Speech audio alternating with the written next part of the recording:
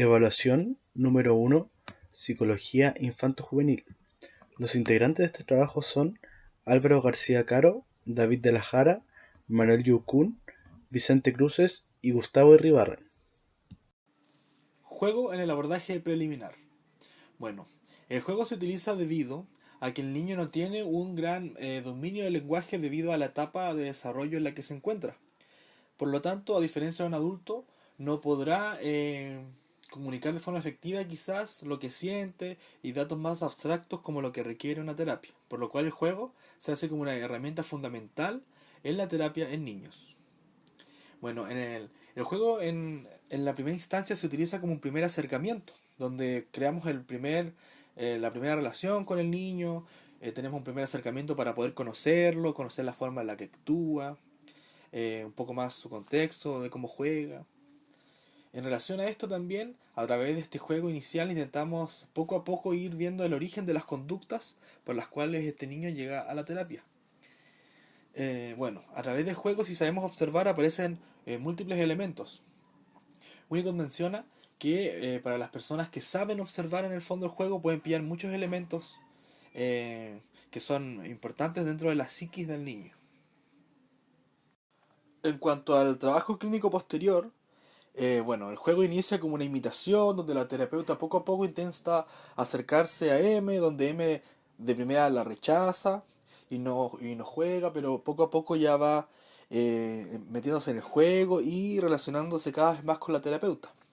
Donde esta, a medida que va avanzando en la terapia, va planteando ideas y situaciones en el juego, donde M va a tener que sobrellevarlas y de esta manera va desarrollando un poco más su reconocimiento del yo, algo que tenía poco desarrollado debido a la poca relación que tenían con sus padres y el poco estímulo que recibía de parte de estos. Y también va sumando personajes que hacen que a través del juego él me tenga poco a poco reconocimiento de los demás también, algo que también lo tenía poco desarrollado en él. Todo esto se limita en el fondo al poco estímulo también que tuvo por parte de sus padres, que poseían cierta distancia con él y no lograron potenciar su desarrollo como naturalmente debería ser en una relación de padres con sus hijos. La elaboración, tramitación y construcción del psiquismo. En este caso, vemos que M al inicio le costaba anticiparse a las situaciones. Cuando se encontraba con situaciones que quizás no entendía o eran nuevas, él respondía gritando, desordenando todo, etcétera. Entonces la terapeuta a través del juego ayuda a desarrollar la función anticipatoria de situaciones, donde en el juego va presentando nuevas situaciones y él me debe anteponerse a estas o superarlas, algo que lo prepara en el fondo para las situaciones cotidianas que se pueden presentar, donde a través de este mismo juego él me va aprendiendo a anteponerse, anticiparse ante las situaciones y lograr superarlas de forma más calmada. El juego como revelador de los tiempos de Constitución. Según Winnicott, en su libro de Realidad y Juego, este pertenece a una dinámica la cual es accesible en el desarrollo de prácticamente todos los niños y niñas, debido a que se puede ejecutar con materiales y recursos básicos. En este se produce el desarrollo y crecimiento de niños y niñas, donde a su vez se potencia la creatividad y las relaciones con los otros. Primeramente, para la realización del juego, debe ser necesario que el padre o madre contribuye para que se lleve a cabo, lo que genera a su vez una confianza con el niño que en un futuro le permitirá relacionarse con los otros, ya sea jugando con otros niños o niñas, e incluso puede ayudar para la psicoterapia. Se puede observar que en el caso M juega de una manera que no es acorde a su edad, debido a que él se muestra reacio cuando una tercera persona, como la psicóloga, intenta entrar al juego, lo que muestra que hay una poca confianza con el otro. A su vez, realiza bastantes acciones monótonas.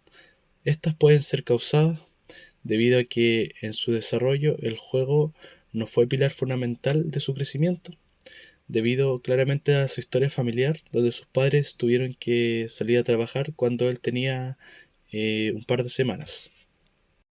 El juego, a su vez, permite la simbolización en la primera infancia.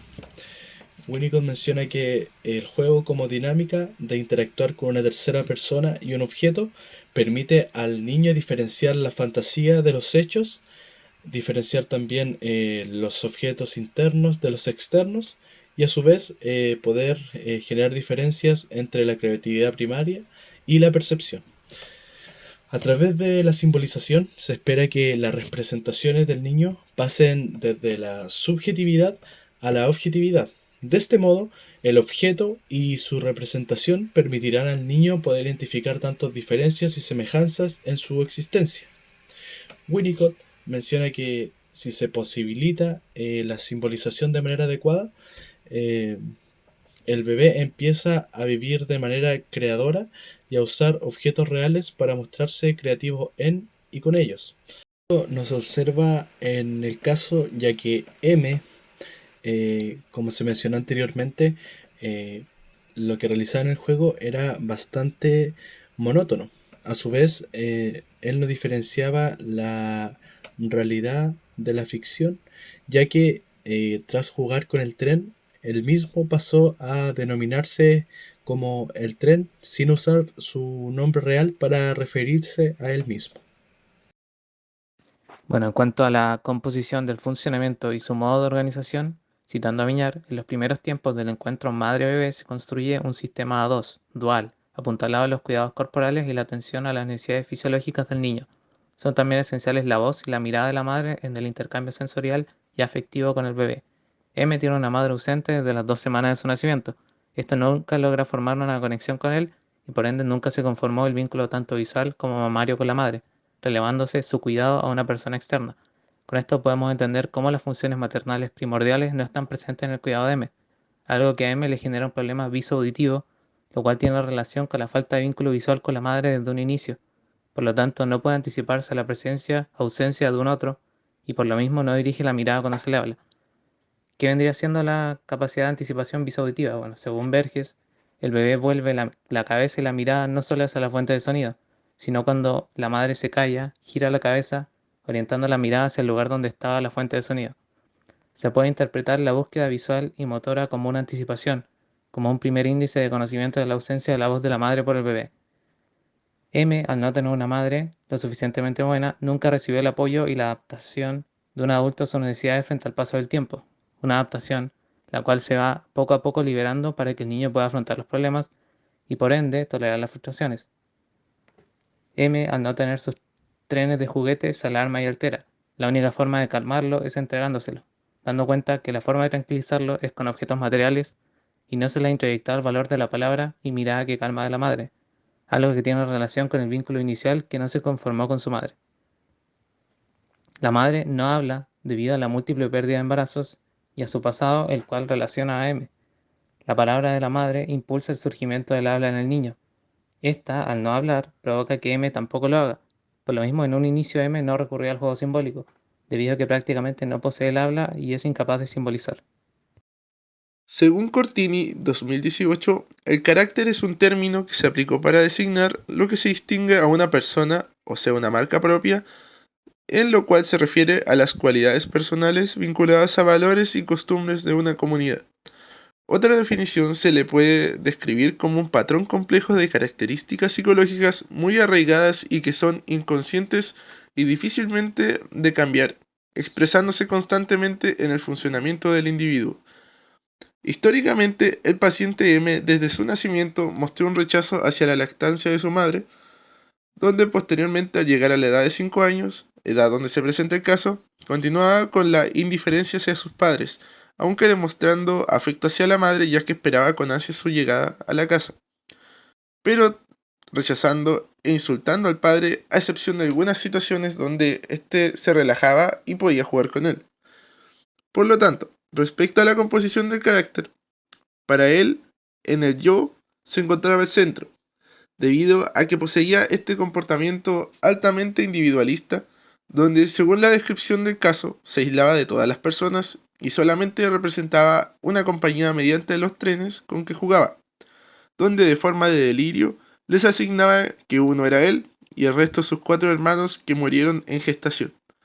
sumando otro tren extra que era su amigo imaginario.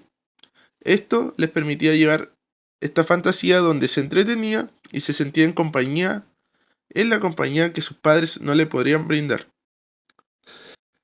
En este caso, descubrimos también una situación anómala que comenzó a suceder posteriormente en los cumpleaños y actos escolares, donde éste interpretaba a Elvis, y donde situacionalmente este actuaba como un no yo, ya que prácticamente actuaba como otra persona, demostrando poca diferenciación entre el yo y el no yo debido al brutal cambio de su carácter. La construcción del yo como mediador intersubjetivo. Primeramente, en cuanto al libido e imagen del cuerpo, Dolto en su libro La imagen inconsciente del yo plantea la libido como una libido enlazada a una imagen del cuerpo inapropiada, debido a la falta de castración de pulsiones arcaicas y las sublimaciones que los adultos encargados de su humanización o educación debieron permitirle adquirir. Uno de los primeros aspectos que resalta del caso es la acción masturbatoria por parte de M. Si bien este aspecto está dentro de lo normal a los 5 años, debido a la exploración del propio cuerpo y de la distinción entre sexos propia de esta edad, esta conducta suele expresarse en privado. En cuanto al caso, esta cita se refleja en una construcción inapropiada de sí mismo, incompleta, la que repercute en otras dimensiones de su subjetividad e intersubjetividad. La falta de castración se refiere a la escasa educación que recibió M en sus primeros años de vida por parte de sus padres, quienes son los encargados de cierta forma de restringir o prohibir las conductas que no son socialmente aceptadas y entregar mecanismos para poder expresar o liberar esa energía. La estructuración de la imagen del cuerpo. De acuerdo con Dolto, cito, la no estructuración de la imagen del cuerpo se debe en gran parte al hecho de que en la instancia tutelar, desorientada por no obtener nunca las respuestas esperadas para un niño de su edad, ya no intenta comunicarse con él de otra manera que mediante un cuerpo a cuerpo dirigido solo a la satisfacción de sus necesidades y abandona su humanización o educación.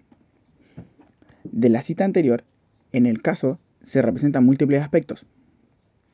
Como antecedente, hay una falta de formación del vínculo con los papás, sobre todo con la mamá, dado que no tomaba pecho y parecía no notar su ausencia. Los padres se apartan de él a las 2 semanas. Principalmente, el padre era muy ausente. La mamá da cuenta de un rechazo del bebé frente al que se siente inútil. Con referencia al caso mismo, en las sesiones de terapia, M no responde a su nombre, sino que más bien lo hace refiriéndose a sí mismo en tercera persona. Además, durante la sesión de juego, como parte del juego de trenes, este se denomina a sí mismo como tren en vez de usar su nombre. Además, se observa que presenta problemas en la distinción entre el yo y el no yo. A medida que avanza el caso, se presenta una evolución de M con relación al yo. Se produce una distinción del yo y el no yo en el consultorio, en el colegio, con amigos, en casa. Ya no se denomina a sí mismo como tren como parte de este juego de trenes, sino que se refiere como M. Cuando se enoja o tiene una crisis, dice que no fue él, sino que fue B, quien es un amigo imaginario. Además, se produce un abandono de los episodios en los que se tiraba en el diván, se masturbaba al final de la sesión, y se sustituye por acostarse y decir, el tren va a descansar un ratito. Además, comienza a hablar de sí mismo en primera persona, utilizando el yo por momentos y a veces en tercera persona, lo que refleja un gran avance en este aspecto. Aquí están nuestras referencias. Muchas gracias por su atención.